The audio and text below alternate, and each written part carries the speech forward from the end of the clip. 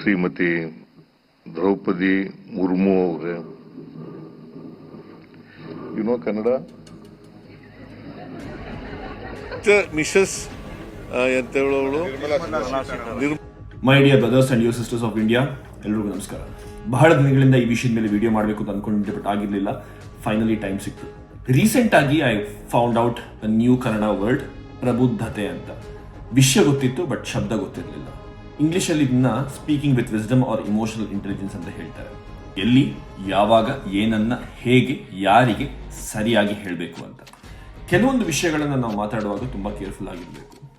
ನಾವು ಕನ್ವೆ ಮಾಡೋ ವಿಷಯ ಓಕೆ ಇರ್ಬೋದು, but the way that we communicate that also should be okay. ನಮ್ಮ ಪಾಡಿಗೆ ನಾವಿದ್ದು ನಮ್ಮೊಳಗೆ ಮಾತಾಡುವಾಗ ಏನು ಗೊತ್ತಾಗಲ್ಲ. ಆದರೆ ನಾವು ಆಚೆ ಹೋದ ತಕ್ಷಣ, when people are observing, when cameras are observing, we should always remember that ನಾವು ಬರೀ ನಮ್ದನ್ನ ಮಾತ್ರ ರೆಪ್ರೆಸೆಂಟ್ ಮಾಡ್ತಾ ಇಲ್ಲ. We would be representing our parents, our relatives, our friends, quite possibly our own country.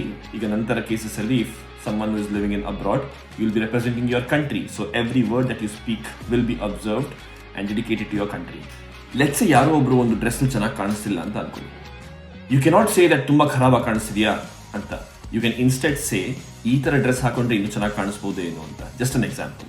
ನಾನು ಈ ವಿಡಿಯೋನ ಪೊಲಿಟಿಕಲ್ ಮಾಡಕ್ಕೆ ಹೋಗಲ್ಲ, ಬಟ್ ಒಬ್ಬ ರಾಜ್ಯದ ಮುಖ್ಯಮಂತ್ರಿಯಾಗಿ 7 ಕೋಟಿ ಜನರ ರೆಪ್ರೆಸೆಂಟೇಟಿವ್ ಆಗಿ ಹೇಗೆ ಮಾತನಾಡಬೇಕು ಅನ್ನೋದನ್ನ ಅವ್ರಿಗೆ ಗೊತ್ತಿಲ್ಲ ಅಂತ ಹೇಳಿದ್ರೆ, I think it's the right time we start teaching our kids about ಪ್ರಬುದ್ಧತೆ early age ಅಲ್ಲಿ. ನಮ್ಮೂರಲ್ಲಿ ಹಾಗೆ ಮಾತಾಡೋದು, ಹಳ್ಳಿ ಸೊಗಡು, ಮರ್ಯಾದೆ ಕೊಡಲ್ಲ ಅಂತೆಲ್ಲ ಹೇಳಿ you cannot defend yourself. You have to understand that this is 2025.